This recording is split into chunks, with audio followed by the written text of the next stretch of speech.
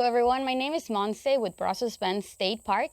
Today, July 16th, is World Snake Day. So to celebrate, several of us at your state parks have actually partnered to teach you guys a little bit about the Texas snakes. Here I'm going to teach you guys about the Texas rat snake. This is a commonly found snake here at Brazos Bend. It is a non-venomous snake, so this guy is actually a constrictor. What that means is that he actually can't kill with a bite using venom like some snakes. What constrictors do is they actually tighten up around their prey. So whenever he bites a mouse, he'll hold on to it, he'll wrap his body around it, and he actually starts to tighten his body around the mouse. Now, every time that mouse takes a breath and exhales, the snake is gonna tighten even more. And he'll do that every time the little rodent exhales until he suffocates the mouse. And after that, he can actually eat it.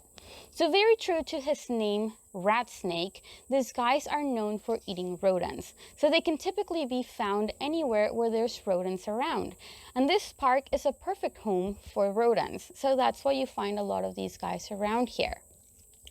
Now, really cool thing about the Texas rat snakes is these snakes can actually grow to be over 6 foot long. This guy here is actually about 6'4", so he's a pretty long snake already.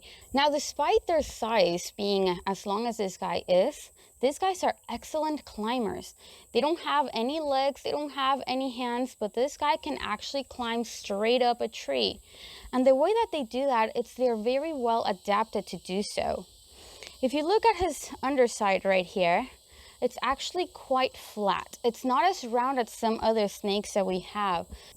So with that flat belly there, he actually can use that to grab onto the bark, the side of the tree, and he uses his belly muscles to almost like hug all those imperfections on the tree. And as they do that, they can actually climb right up the tree through the branches and move from branch to branch. Now, why would a rat snake want to climb a tree? Well, these guys are also well known as the chicken snakes. And the reason why is they like to eat chicken eggs or bird eggs in general. Now, a lot of times these guys are also going to be found in places where they keep chickens, like chicken coops. And these guys are found eating those eggs. So hence the name chicken snake that they now have. So this guy is going to climb up trees and find other kinds of prey, like rodents that they find in the ground. Up on the tree, they're going to find birds and their eggs. Now, if this guy had to eat an egg, look at that small face of his. How can he fit a whole egg in there? Well, snakes are adapted to consume things a lot bigger than their own heads. So he can fit a whole egg in that mouth, swallow it whole, and then once he moves it a little bit down his body, he can puncture the egg and actually break it inside his body. Once he does that, he'll squeeze all the liquid out of that egg and then regurgitate the shell. So the only thing he's really there for is to get whatever is inside that egg. So these snakes are very adaptable to any kind of environment.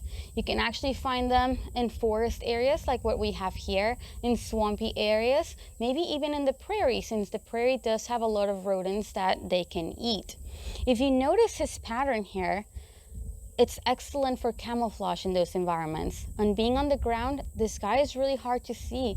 He camouflages very well with the ground, but even more so with the trees. So when he is up on the tree, he's actually really hard to see. A lot of times, to be able to actually see him on the trees, you have to hear different cues from different animals. Like you might hear a lot of birds just going crazy. You know something's up in the tree and they're trying to protect themselves and their nests. In that case, you might actually be able to find a rat snake. But this pattern actually does a very good job at hiding them in their environment.